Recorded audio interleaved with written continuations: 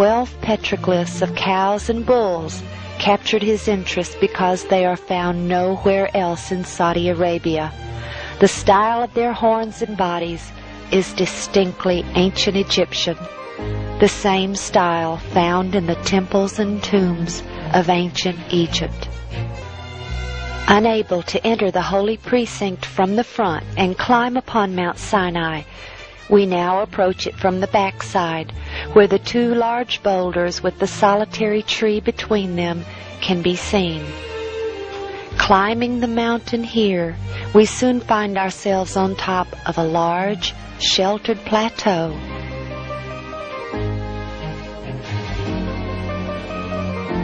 Here we have a better view of the blackened peak.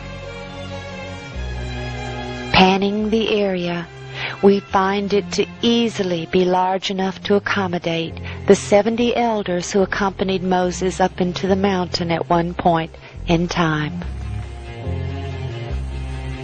The peak to the left is where the solitary tree is, but it cannot be seen because of our angle.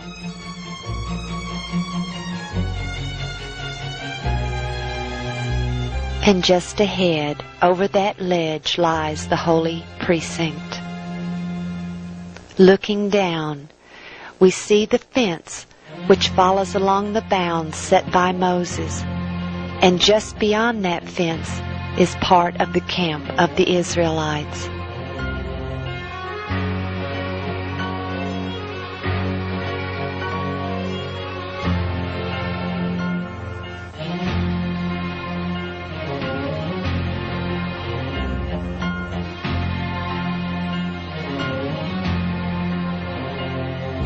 Zooming in closer to the holy precinct, we can see the remains of an ancient foundation.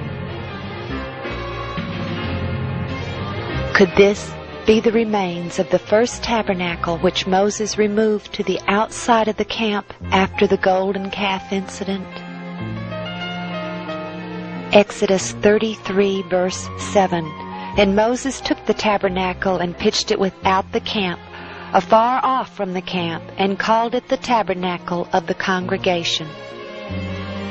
And directly adjacent to this foundation are the remains of an altar built of stone.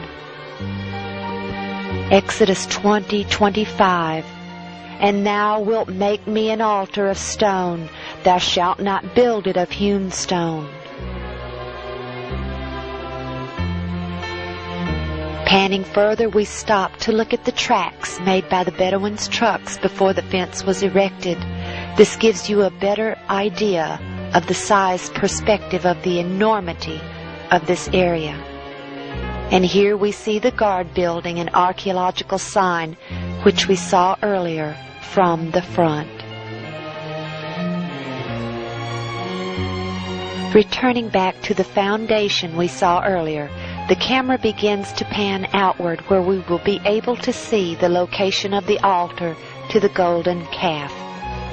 Exodus 32:19, "And it came to pass, as soon as he came nigh unto the camp, that he saw the calf and the dancing, and Moses' anger waxed hot, and he cast the tables out of his hands and brake them beneath the mount."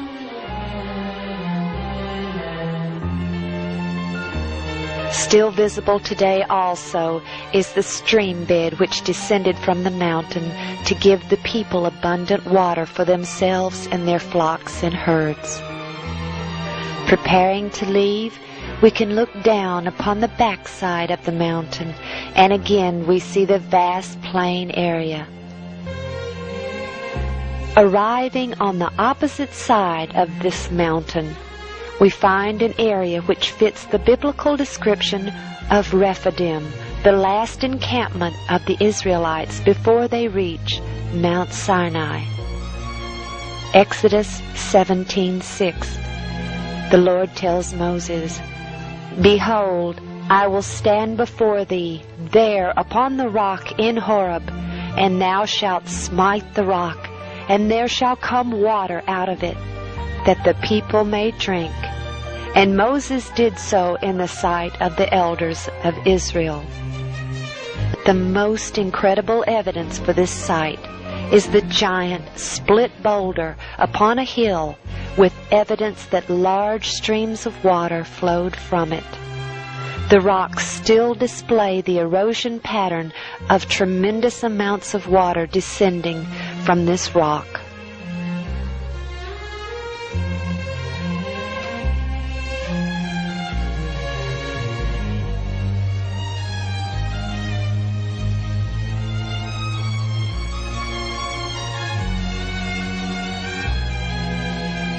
And as we travel through the split in the boulder, we soon can see the channels cut in the rock from the water flow on the other side.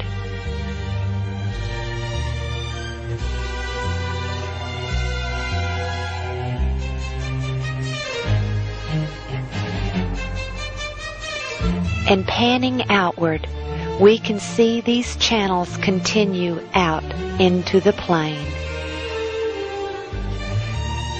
After the battle, when Israel had defeated the Amalekites, the Bible tells us that Moses did something.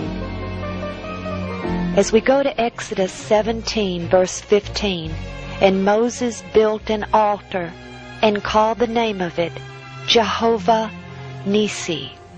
Here are the remains of a very ancient altar, part of it fallen, perhaps from an earthquake or Bedouins looking for treasure inside.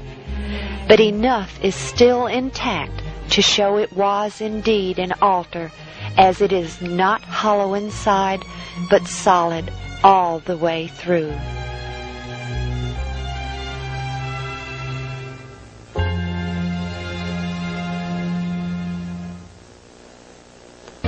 We continue toward the Red Sea.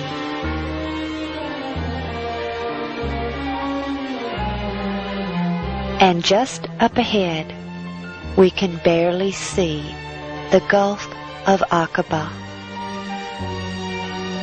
As we continue our approach, the wadi or canyon seems so narrow from afar, but now it can be seen to be large enough for the vast multitude to have traveled through.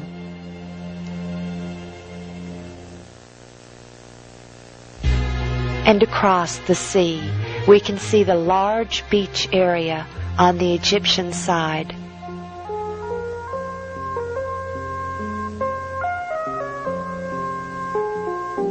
Just as the beach on the Egyptian side is certainly large enough to accommodate several million people, here we can see that this beach also contains a tremendous plain.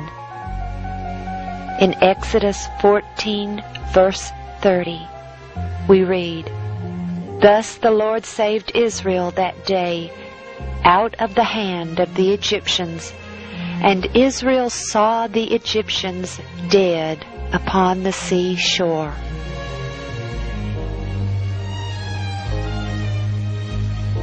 In 1984, when Ron and his sons were imprisoned here in Saudi, Ron directed his captors to this beach in a helicopter, where he showed them a Phoenician-style column on this beach with inscriptions in archaic Hebrew that said that King Solomon had erected this column in honor of Yahweh to commemorate the crossing of the Red Sea on dry land. Today, all that remains there is this marker noting the location of that column, and while we do not know where they have taken it, we feel sure it is protected and will be located soon. As we look out into the sea, we can see the end of the tongue of the underwater land bridge, and that it leads across to this very beach just beyond where the column once rested.